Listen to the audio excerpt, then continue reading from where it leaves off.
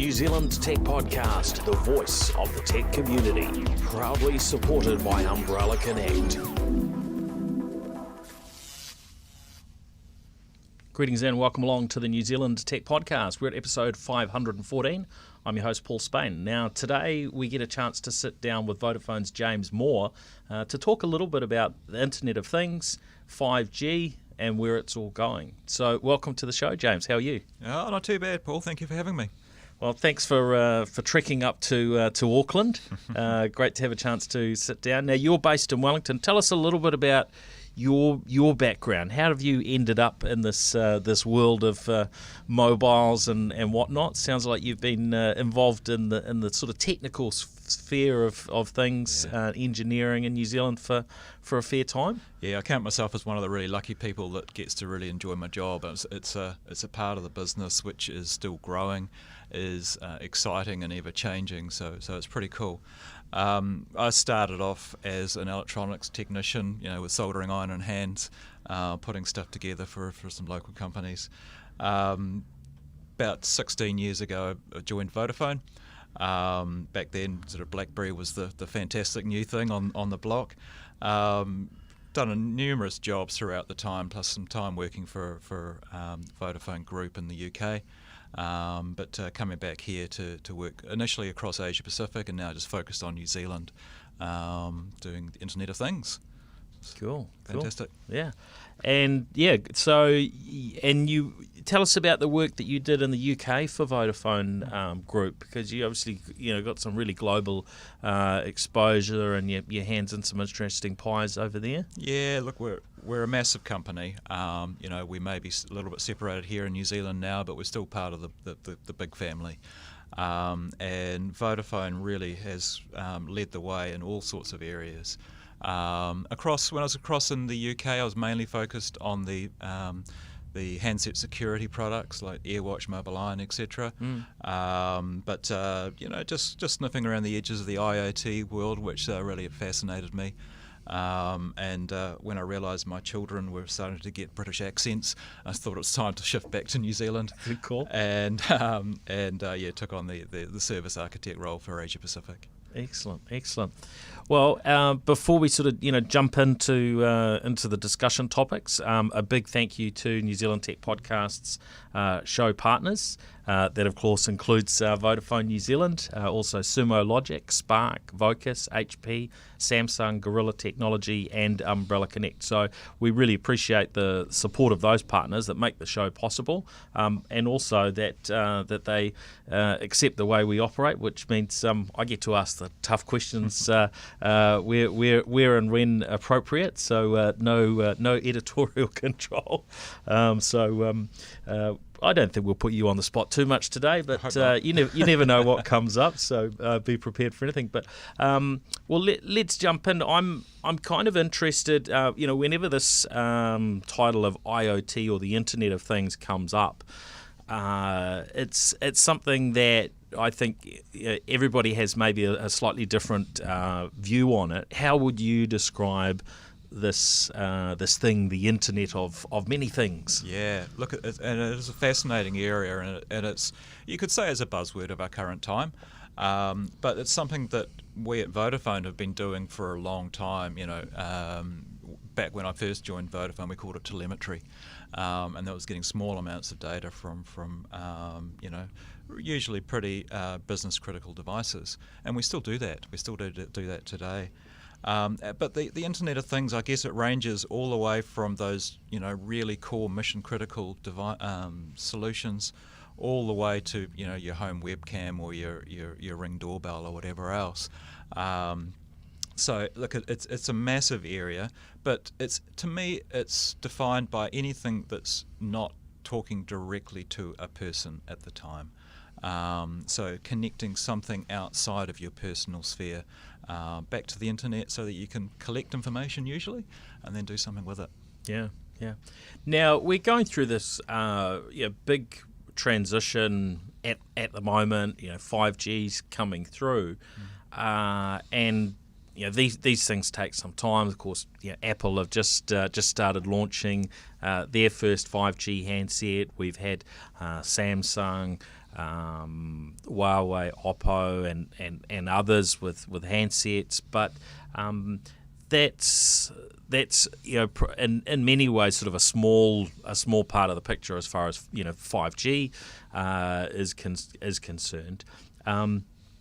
But before we we'll talk about that probably a little bit further in. But before we delve into that, when you think of the Internet of Things, I'm curious where it fits into this picture of using technology to make our lives better. I'm always very interested in, how do we leverage this incredible power of technology to improve ourselves and our country and our world as a whole. And I often refer back to when I left school, we had what was very exciting in terms of communications technology and in terms of computing generally.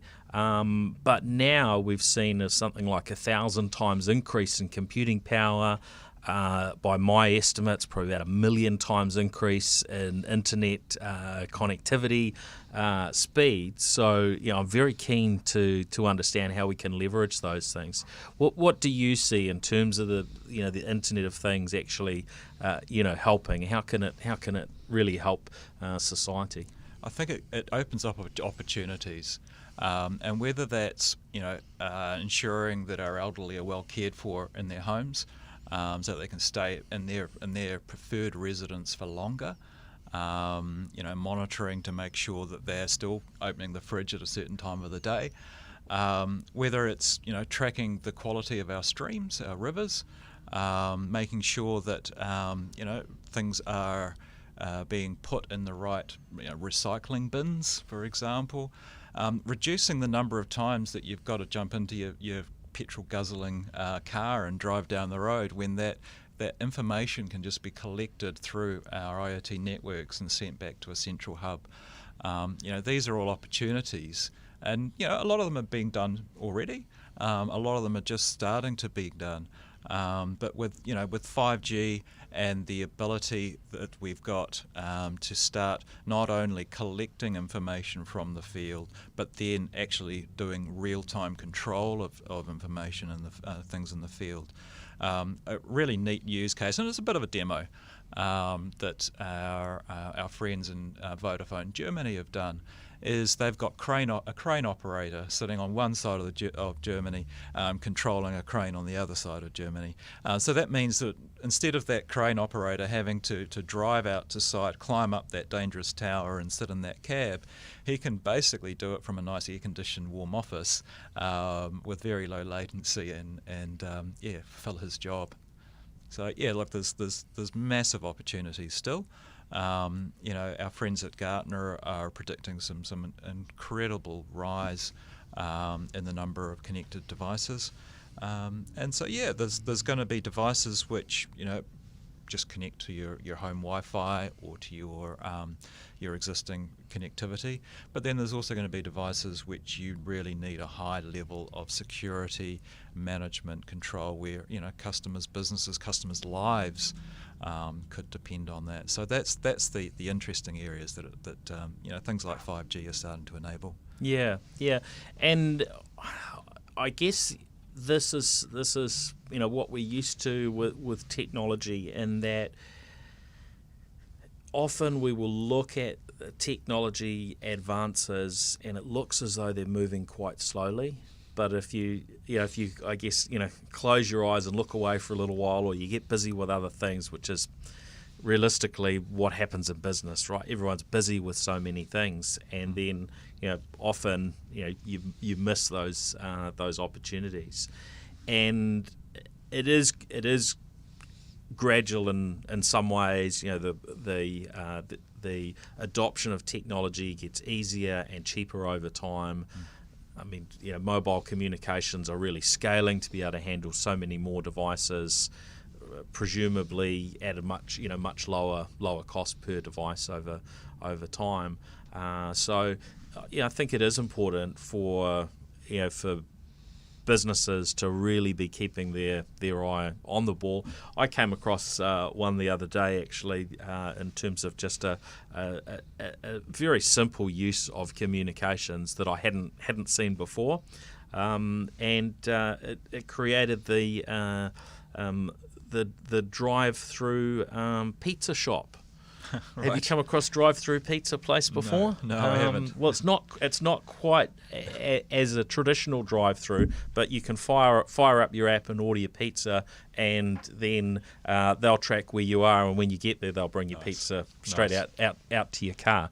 Very, very small thing, but then it's just a difference from what was done, a little while before. And if we look at the way so many industries and businesses are transitioning, often it is these little gradual things, but when you stack it up over time, it's actually can make a big difference. Well, everyone's looking for that little bit of difference that they can make to their customers, and whether it's meaning they don't have to sit in their car for 10 minutes while that pizza gets cooked, or whether it's just actually making it easier to order or whatever else. Everyone's looking for that differentiation, and the market's crowded. Every market. I don't think you talk to anybody who says that like another competitor in their market. But if they can create something which is a bit different, and maybe a bit interesting, and get people like you and I talking about it, then all the better. Yeah. That was Domino's, by the way. Since I'll give them the credit. I have no idea what other pizza companies are doing, but good to see that ongoing innovation and use of technology. Now, one thing that I heard about recently is this new or refreshed platform from Vodafone in terms of actually managing all these devices. And you mentioned to me before we started that Vodafone globally have something like 100 million IoT devices under management. That's a reasonably big number. It's massive. So how does that work, and what's this new platform? What does it make different for those who are thinking about or already using mobile connectivity to varying devices? Yeah, and I liken it to sort of taking the finest Belgium chocolate and then adding a kiwi fruit flavour to it. So basically, we've had the Global Data Services platform. That's the platform you talk about with 100 million connections. It may even be more by now on it. And that's a platform that Vodafone Group has built from the ground up for IoT purposes. It is built for scale. It is built with the ability to have automation, to reports, API controlled, etc. One of both our, the good things of being in New Zealand, we're so far away, and that's been great for us with COVID, but it does mean from a data latency perspective, it's a long way for data to travel all the way up to Europe and back. What we've done with our Connect by Zone platform is basically enabled our local IMSI range, our local number range, to be loaded onto that global platform. So we've got all the control, the management, all the goodies of that platform available, but kept the data within New Zealand. So the customer's data plane remains in New Zealand, and mainly for data, but also for voice and SMS, etc. So we've got that ability to, I guess, bridge the best of both worlds. And for customers that are only ever going to operate in New Zealand, that means that their data latency has dropped right down. And for one of my customers, that meant a drop for software updates from around about 45 minutes down to 4 minutes. So that's the impact that latency was having on their particular application. Right. Yeah, it's interesting to understand that there are often really big technical differences between one vendor, one product, and another, and it's it's something that I know my team at Gorilla Technology often come across, and you get the scenario where a business leader's made a decision on a piece of technology without necessarily actually drilling into any of the things behind the scenes. Oh, yep, they convinced me, so we've signed up, we've bought this platform, and then you find these surprises sort of behind the scenes later. And actually, I was looking at was it one of the popular makers of Bluetooth devices and headsets, and trying out one of their products recently was Jabra, and that needed a firmware update, and for whatever reason their platform was very, very slow, probably Europe based, latency and varying other things, and it was just taking an inordinate amount of time to actually pull down a software update or firmware and so on. And if you've got, say, 1,000 Jabra headsets, that's probably going to cause you a bit of pain. That's right. That said, last time I looked at that, it did seem to be operating a fair bit faster. So maybe they've got on top of that one. But I guess that's probably one. I mean, I guess hopefully now it's sort of a historical thing, but it's one of those things where Vodafone tied in to a global entity. You get some benefit of what you can draw from that global entity, but then other local players will have had to come up with their own local solutions from the get-go. So sometimes you might be ahead on one metric or one area, but maybe behind on others. So I think that's something you're paying some attention to. 100%, and we've been really fortunate with the global brand, the global recognition, but also having access to that wealth of product from Group. Since we're now a private company here in New Zealand, it's I guess released us to decide what we want to take. We're not getting dictated on what we have to take anymore. Yes. So I think it's the best of both worlds. We still get to have those really close interactions with our friends up in Europe, but we can make our own decisions. What's right for New Zealand and New Zealand's population. Yeah, that's great. Yeah. Now, talking about 5G, where does that sort of fit into this world of IoT? And in fact, what is what are the differences between networks? We hear about IoT networks, and then our traditional sort of 4G networks, 5G. How do these things what are the differences, and how do they cross over in a 5G world? Yeah, absolutely. So I guess in historically to do telemetry or machine to machine in a GSM world, we've sort of leveraged what were basically technologies designed for our mobile phones. Yeah. What they've realised over time is that while that's fine, as we get more and more devices, crowding onto a single location, we needed technologies which are going to better suit IoT.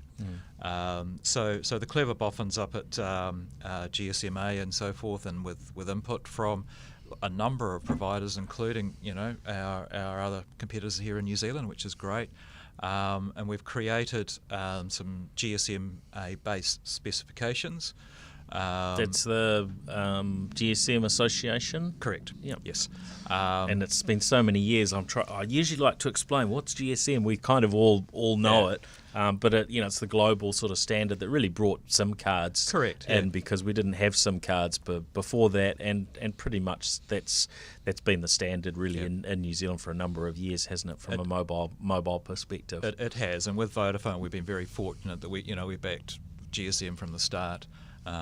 We even in our Bell South days, we had. I remember that. GSM. As an early Bell South customer. Yep. So we've been down that track. The SIM cards have got a bit smaller. They have. I think the original SIM card I had was basically a full-size credit card. That's right. And now, of course, they've kind of gone the way where you can back to an eSIM or a virtual SIM, which is somewhat, in some ways, similar to what you had before SIM cards existed, although somewhat more flexible. Similar but different. There's some slightly different security things around it, but I won't go into that now. The networks that I started to talk about, these are narrowband IoT and LTE Cat-M. And forgive me for diving into the opening the bonnet and diving into the tech a little bit. It's what spins my wheel. But narrowband particularly, and that's for devices which are going to send tiny amounts of data. Right. So you don't need to the same level of performance as Correct. Streaming YouTube or something, right? Absolutely. So we sacrifice bandwidth, and in return we get cheaper devices and low power, which means battery power devices all of a sudden become viable. Which is many years. interesting, isn't it? Because we've got used to certainly mobile phones that need such regular charging. That's right. But actually in the IoT world, you can have devices that will communicate on an ongoing basis for months on end without batteries being changed. What's the sort of reality you see there? So if you're to believe the marketers, we're talking no, never. You're talking 10 years plus on a set of high quality batteries. Yeah.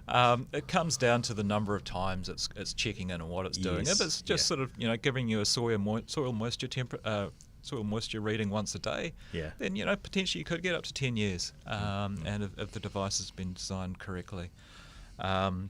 So that's with narrowband, and the good thing with narrowband is while it's a technology which is out there today, it has been adopted into the 5G standard. So we're starting to see some of that long-term consistency coming through. Right, because you talk about a device that can last for 10 years. The question becomes, can it actually communicate for 10 years? Is that technology going to be supported? And I imagine we're in this position now where there are lots of sort of smart meters and other devices now scattered around New Zealand that communicated using one mechanism, probably 2G GSM networks in some cases when they're launched. And that's technology that doesn't stick around forever, and I guess that part of the spectrum has to be freed up for other purposes now. Well, customers like you and I want the latest and greatest. We want 5G, we want bigger speeds, we want absolute lower latency. So we have got a limited spectrum. So we've got to think about how we can shift things around to suit. How long has 2G got left? We've made a commitment to keep it going till 2025. Right.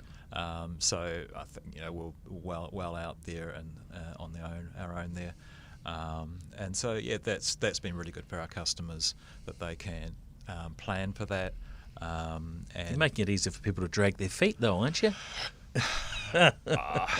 Possibly, but it's a balancing act. It's a balancing act. Yeah. But we expect that the majority of devices left on 2G will actually be our telemetry devices. Yeah. Okay. So in terms of those narrowband IoT and CADM, so does that mean that technology will be just built into the 5G spec, so things that have been designed to work, with those communication mechanisms will actually keep working without that's too much drama? That's our expectations. The other one I didn't mention was LTE CADM, so you're quite right. And that's a down-spec'd version of the full LTE that we use or 4G that we use networks on our phones. Yep. But the GSMA have pulled them into the 5G spec. So we need to make sure that the devices which are put out today will still work in 10 years' time or whatever else to that spec. But we've got to work closely with our customers to make sure that they design it in the right way so that it can work out there. Now you mentioned security and reliability earlier. I'm always very interested in security things because I just see so many scenarios through the work I do in terms of auditing organisations and just getting visibility on varying organisations, technologies and networks, and constantly sort of shocked. I suppose it doesn't seem to stop. There's always something to surprise in terms of the lack of attention often to cybersecurity here in New Zealand, and of course it's not just New Zealand. What are the sort of key considerations from those perspectives? Yeah, so the first thing, and you mentioned it already, is the SIM card. Having that unique key string in the security card, in the SIM card, and that flows through into the eSIM world. But having that security so that you know who you're talking to, and that's been something that's steered us in good steps, all the way through. But then looking at it overall, do you just allow your device to talk to the open internet, or do you set up your own private walled garden ecosystem? And that's certainly the way we've gone down with the Global Data Services platform, is focused on a closed wall environment, and that's from a voice, from a data, from an SMS perspective. Where necessary, we can poke holes in that if we have to, but we do that, with customers' knowledge, and working with the customers to make sure that they understand the options, potential risks, and whatever else. But yeah, you're right. It's something that all IoT vendors, players, marketers, whatever else need to consider.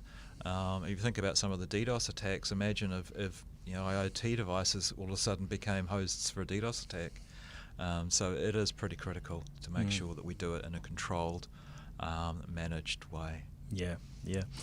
Now, before we finish up, I'm always interested in what's coming next. What does the future look like? And there are so many discussions that can be had down this track, but more and more the interesting pieces of technology in the future, will be connected. And 5G is obviously part of that story, because it allows so many more devices to be able to be connected. It gives an increased level of performance. All of those sort of IoT advantages, lower power draw and lower latency and so on. What do you see as some of the interesting things that that we can expect, or things that people may not even be aware of that are happening now? The two main things I see coming through with 5G. The first is the ability to move from an IoT world where we've just typically been pulling information from the field and then making business decisions based on that information. And moving from that where we were just collecting information to actually now doing real-time control of things out in the field. So first thing is that control. The second area which personally interests me, and I think I've heard you talking about on your previous podcast, is the V2X, vehicle to anything type communications. And this is where vehicles equipped with 5G can start communicating with infrastructure, with other vehicles, possibly even pedestrians, to make sure that those deadly weapons can be managed and controlled in a great way, in a controlled way.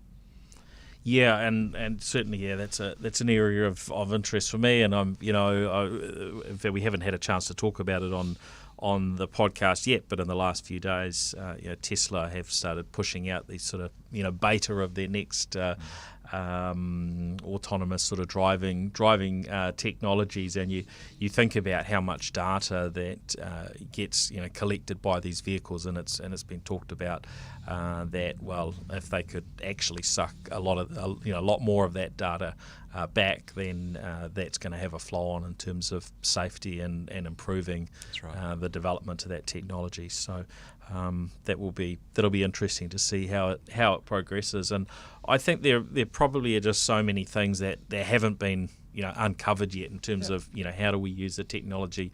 My wife and I were talking about we don't have gas running to our house, but we have a property that has gas bottles.